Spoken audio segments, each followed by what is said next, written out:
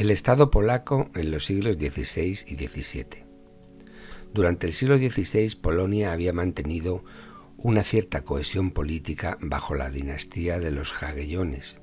Su territorio, tras la unión de Lublin, se extendía a Lituania y comprendía Bielorrusia y gran parte de Ucrania, un estado poblado por más de 11 millones de habitantes en el siglo XVI. Pero a la muerte del último rey de esta dinastía, Segismundo II, la nobleza polaca y la lituana, reunida en una dieta electoral en Varsovia, redactó las Pacta Conventa, que el nuevo rey Enrique de Valois debió jurar y que anulaban al monarca como poder político. Esta debilidad, tras la renuncia de Enrique por muerte de su hermano, que pasó a ser rey de Francia, se vio amenazada por la Rusia de Iván IV el Terrible y por la monarquía sueca, que trataron de apoderarse de los territorios polacos. Tras años de anarquía, finalmente Esteban Báthory, príncipe de Transilvania, fue impuesto por la nobleza polaca, que logró aglutinarla en la defensa del territorio y del catolicismo propiciado por la contrarreforma frente a suecos y rusos ortodoxos. Muerto Báthory, se entronizó en el país la dinastía de los Vasas suecos, con Segismundo III, educado por los jesuitas. Por su impulso a la contrarreforma había sido destronado en Suecia en 1599. Realizó una política de conquista en el este, a costa de Rusia, inmersa en la crisis dinástica tras la muerte de Iván IV, con el apoyo a los supuestos zares llamados falsos Dimitri. Pero la decadencia del poder monárquico en Polonia se reveló en la lucha contra Gustavo Adolfo II de Suecia, quien al término de la Guerra de los 30 años le arrebató Livonia y Curlandia, las actuales Letonia y Lituania. Ladislao IV, sucesor de Segismundo III, fue un monarca pacífico, bajo cuyo gobierno se acentuaron los síntomas de decadencia del Estado polaco, que se hizo patente durante el gobierno de los últimos Vasa. Apoyados por Rusia, se sublevaron los cosacos de Dnieper, Ucrania, en 1650, lo que dio pretexto a Carlos X, rey de Suecia, para invadir Polonia en la llamada Primera Guerra del Norte, de 1655 a 1660. Los polacos sufrieron graves derrotas y solo debieron su salvación a la intervención en la guerra de Dinamarca, Brandenburgo y el Imperio. Aún así, los rusos se adueñaron de Smolensk, aprovechando que en todo el país se había extendido la guerra civil. Tras el humillante tratado con los turcos de Buzacs, fue elegido rey el general Juan Sobieski, que había derrotado a los otomanos en 1674. Durante su reinado se produjo su participación en la Santa Liga contra los turcos y este rey polaco jugó un papel protagonista en la liberación de Viena en 1696. Suecia. La lucha por el dominio del Báltico. El fruto de las grandes victorias en Alemania de Gustavo Adolfo II lo recogió su hija y sucesora Cristina de Suecia. Durante su minoridad gobernó el regente Oxenstierna, fiel ministro del rey difunto. Los ejércitos suecos continuaron participando en la Guerra de los 30 años al lado de Francia, lo que en la Paz de Westfalia de 1648 dio a su país la Pomerania oriental alemana y una importante presencia en el Báltico. La Primera Guerra del Norte. La reina Cristina abdicó en 1654 y ocupó el trono su primo Carlos Gustavo X, que continuó la política agresiva de Gustavo Adolfo y declaró la guerra a Polonia, en la que se involucrarían el Sacro Imperio Romano Germánico, el Zarato ruso y Dinamarca. En la guerra, Carlos Gustavo pretendía asegurar el predominio sueco en el mar Báltico y al mismo tiempo hacerse con el control de territorios alemanes, en especial Prusia. Si bien sus planes de conquistar Polonia y Dinamarca fracasaron, consiguió la cesión de las provincias danesas en el sur de Escandinavia. En la Paz de Oliva, 1660, tras la súbita muerte del monarca, se llegó a lo que sería un precario equilibrio en el Báltico. Durante la minoría de edad de Carlos XI, la nobleza se adueñó del poder y la política exterior de Suecia, dirigida por el canciller Legardi, fue un completo fracaso. La derrota frente al gran elector de Brandenburgo, Federico Guillermo, en 1675 en Fehrbellin, junto a Berlín, acabó con el mito de la invencibilidad sueca y desacreditó al gobierno de la aristocracia. Al llegar a la mayoría, Carlos XI, Suecia se encontraba en una grave situación. Las derrotas militares acarrearon la pérdida de todas las posesiones suecas en Alemania. Con la debacle de la flota sueca, daneses y neerlandeses se convirtieron en los nuevos amos del mar Báltico. Pero este rey, que instauró una monarquía absoluta, realizó una eficaz reconstrucción de la administración y del Estado sueco. Expropió tierras a la aristocracia y con una inmisericordia lucha contra la corrupción consiguió sanear la hacienda y reorganizar el ejército. Logró mantener la paz hasta la etapa final de su reinado, en que logró defenderse con éxito de la invasión del ejército danés, que pretendía recuperar las provincias del sur que le habían sido arrebatadas. Su hijo Carlos XII fue un rayo de la guerra. Se pasó toda su vida luchando en el extranjero contra Dinamarca, Rusia y Polonia. La Segunda Guerra del Norte. Entre 1698 y 1699 se aliaron Dinamarca, Polonia y Rusia contra el poder de Suecia. Sintiéndose acorralado, el nuevo monarca Carlos XII se lanzó a una lucha sin descanso. Entre 1700 y 1709, y por tanto simultánea a la guerra europea de sucesión española que entonces se libraba por todo Occidente. En el curso de 6 años, Carlos XII logró grandes victorias. En 1700 obligó a Dinamarca a firmar la paz. Derrotó a Pedro I de Rusia ante Narva, en Estonia. Pero en lugar de continuar su ofensiva hacia Moscú, se dirigió a Polonia, entró en su capital y obligó a su rey Augusto II, el Fuerte, a renunciar a la corona. Cuando en 1709 avanzó hacia Ucrania para someter a Rusia, a cuyo ejército había subestimado, sufrió una decisiva y espantosa derrota en Poltava, en la que el intenso frío causó tantos muertos como la batalla. Desde este instante dejó de existir la hegemonía de Suecia en el Báltico. Su herencia la recogió Rusia en la paz de Nistad. Rusia, origen del Estado moscovita hasta el imperio de Pedro el Grande. A principios del siglo XVII, Rusia verifica su entrada definitiva en el concierto de los estados europeos. Esta transformación radical se realizó en contra de la voluntad de la mayoría de la población y por obra de la férrea voluntad y de las tiránicas leyes de un autócrata. El extenso territorio que hoy conocemos como Federación Rusa, que se extiende sobre una superficie aproximadamente de 17 millones de kilómetros cuadrados y de los cuales solo el 25% se encuentra en suelo europeo, es el estado mayor del planeta. Convencionalmente, el suelo del subcontinente europeo termina en la cordillera de los Urales, y este territorio apenas posee un litoral navegable. Rusia es, por tanto, un país esencialmente continental, en oposición a las naciones europeas, una de cuyas características es su vocación marcadamente marítima. Durante la Baja Edad Media, después de las grandes migraciones, Rusia era un estado asiático que había permanecido sin verdadero contacto con los renovadores movimientos sociales y culturales de Occidente, ni había conseguido el estímulo renovador que en Europa representan la burguesía culta de las ciudades y las universidades.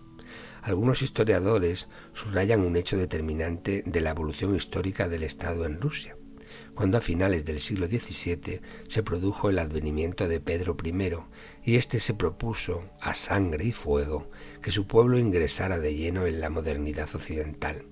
El pueblo ruso llevaba entonces un retraso cultural de al menos 5 siglos. Al terminar las grandes migraciones, los pueblos eslavos ocuparon la parte occidental de Rusia, meseta septentrional rusa hasta los Cárpatos y el Alto Vístula al oeste y hasta el Alto Dnieper al este.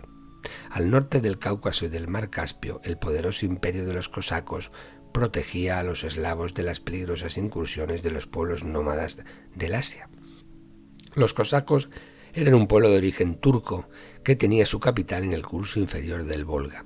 En el siglo IX los vikingos suecos, marinos y comerciantes de cabellos rojos, lo que indujo a los eslavos a llamarles rusos o rojos, penetraron desde el norte y fundaron un estado que tenía como centro la ciudad comercial de Novgorod y más tarde Kiev, que se convirtió en la madre de todos los rusos.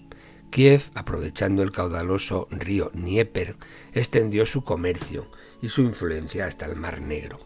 Finalmente, la aristocracia vikinga, por razones demográficas, fue absorbida por la población eslava y adoptaron su idioma. Solo en el siglo XII, según la tradición, fueron cristianizados los eslavos a través del príncipe Vladimir. La fe arraigó en el pueblo con visos de fanatismo y, habiendo sido introducidos desde la corte del soberano, la unión entre la Iglesia y el Estado ha sido más fuerte que en ninguna otra parte. En el siglo XIII, Gengis Khan invadió Rusia meridional a la cabeza de sus hordas salvajes y conquistó Kiev. Tras su muerte se estableció allí un estado mogol con el nombre de Horda de Oro. Durante 2 siglos y medio de dominación tártara, los rusos carecieron de todo contacto con los países de Occidente. La República de Novgorod conservó su independencia a cambio de un vasallaje y el pago de un tributo.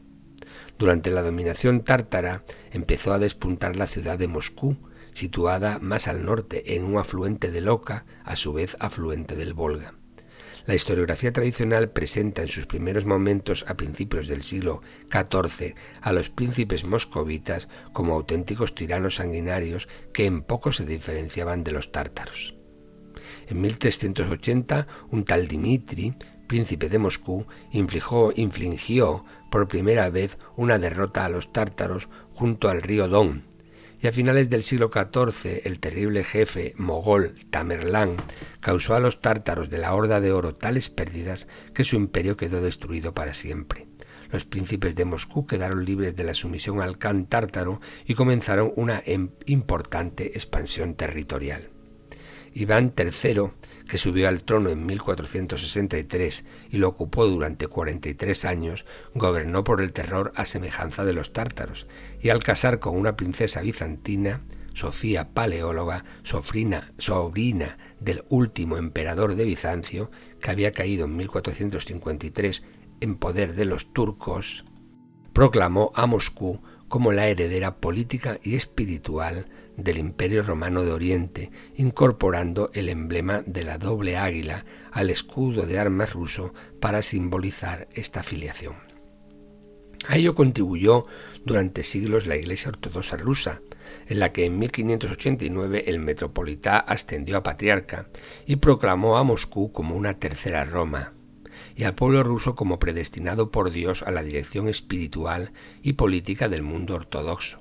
Así nació el mesianismo ruso, que tan importante papel va a jugar en la historia de Europa. La nueva etiqueta de la corte promovida por la zarina bizantina Sofía convirtió al zar, que hasta entonces no era sino el mayor terrateniente del país y un poderoso tirano, a semejanza de los tártaros, en un ser excepcional, ungido por la Iglesia de un poder absoluto de origen divino, al que había que reverenciar.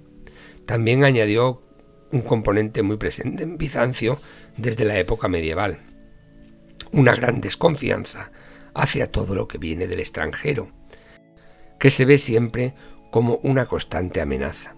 Iván III desencadenó una serie de campañas bélicas contra el reino polaco-lituano y los caballeros teutónicos, y logró ensanchar sus territorios por el oeste hasta el Dnieper, comenzando una secular lucha contra la expansión hacia el este de los pueblos germánicos. Se apoderó de Novgorod, ciudad que había pertenecido a la Hansa, y mandó arrestar a todos los mercaderes germánicos en un intento de trasladar todo el comercio a Moscú.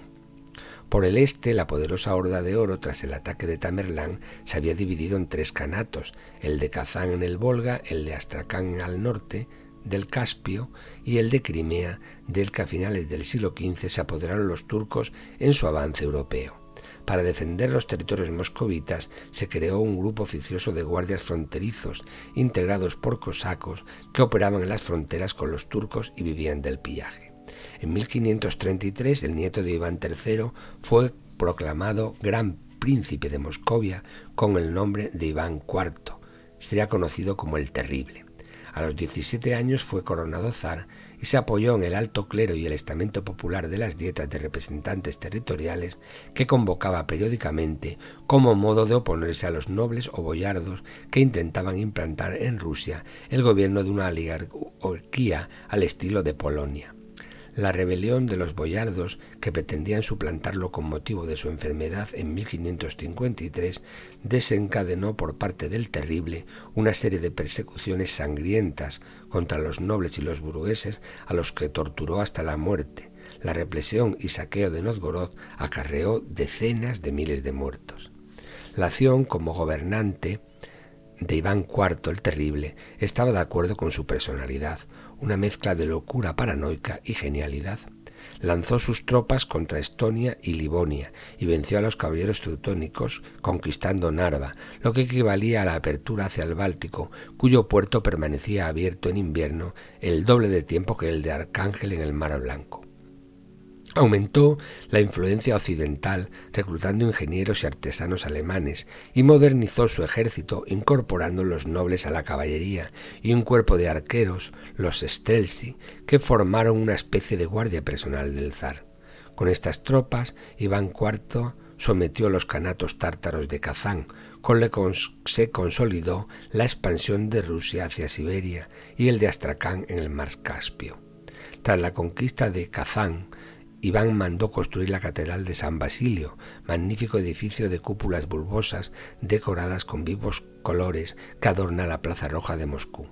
La conquista de Kazán ocupa un importante lugar en la tradición rusa y la campaña de Siberia se narra como una gloriosa epopeya de los conquistadores moscovitas.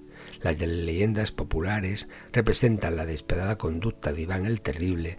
En un rapto de cólera llegó a matar golpeándolo en la cabeza con un bastón a su propio hijo y heredero como un defensor del elemento popular contra la opresión de los boyardos, una mezcla de grandeza y barbarie que es causa de admiración en la tradición popular rusa. A su muerte en 1584 se produjo un importante vacío de poder. Ninguno de sus dos hijos, Fedor o Dmitri, tenían las cualidades necesarias para doblegar a la nobleza. El verdadero dueño de Rusia fue entonces un rico boyardo, Boris Godunov, que favoreció enormemente a los terratenientes y con la ejecución de los préstamos usurarios sobre las tierras redujo a miles de campesinos, los llamados mujiks, a la condición de siervos en semiesclavitud. A partir de 1600, Rusia empezó a padecer hambre, seguida de la epidemia de peste, hasta el punto de que se han descrito numerosos casos de canibalismo en esta época. La rebelión campesina y de los cosacos fue encabezada por un caudillo llamado el falso Dmitri, que pactó la intervención de 1.600 soldados polacos y la conversión del reino al catolicismo. Godunov y su familia fueron asesinados. Al poco tiempo se produjo la rebelión de los boyardos y la intervención de Suecia, que llegó a ocupar Moscú en 1610, planteándose una lucha entre suecos y polacos por el dominio de la capital. Hasta que finalmente, en una reacción de los rusos, lograron ponerse de acuerdo para elegir zar a Miguel Fedorovich, un joven de 17 años, miembro de una rica familia de boyardos, los Romanov. El hombre más poderoso del país fue su padre, Filaret Romanov, que contaba con el apoyo del clero y los boyardos y recibió la dignidad de patriarca. En 1617 puso término a la guerra con Suecia y en 1618 a la guerra con Polonia. Ucrania se convirtió a partir de entonces en territorio ruso. Hacia 1670 se produjo una grave rebelión de los cosacos capitaneados por Stenka Razin, que amenazaron Kazán y todo el territorio del Volga, pero tras un intenso periodo de desorden fue derrotado finalmente por las tropas adiestradas por los occidentales.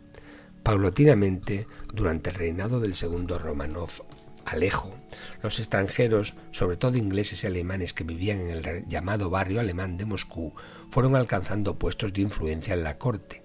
Sin embargo, dicha influencia respondía a razones de conveniencia personal o política del zar, pues el clero y la oligarquía moscovita soportaban muy mal su enriquecimiento en Rusia y sus costumbres y manera de vivir tan opuesta a las del país, respecto de los que había una auténtica hostilidad.